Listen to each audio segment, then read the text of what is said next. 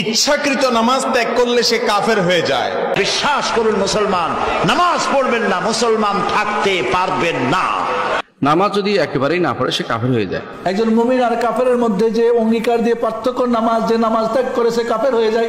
কেউ যদি ইচ্ছাকৃত সালাত ত্যাগ করে তাহলে সে কি কাফের হয়ে যায়। যে নামাজকে পরিপূর্ণভাবে ত্যাগ করে সে মুশরিক, সে কাফের। যে সালাত আদায় করে সে মুসলমান, যে সালাত আদায় করে না সে কাফের। যে সাহাবায়ে কেরামগণ কোন পাপের কারণে মুসলমানকে কাফের মনে করতেন না। মুসলমান পাপ করতে পারে কিন্তু নামাজ তরককারীকে তারা কাফের মনে করতেন।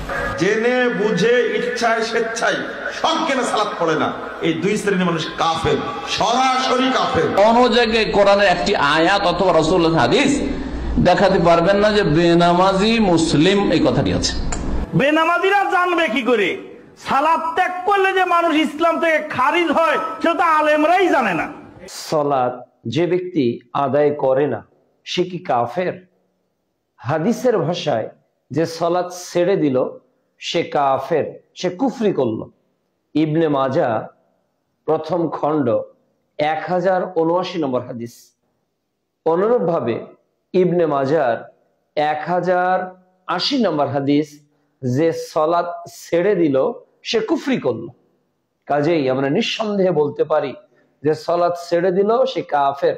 তবে ব্যক্তিকে উল্লেখ করে কাফের বলা যাবে না, অমুক কাফের তমুক কাফের, বরং বলতে হবে যে সালাত ছেড়ে দিল সেই কাফের, সেই কুফরি করলো।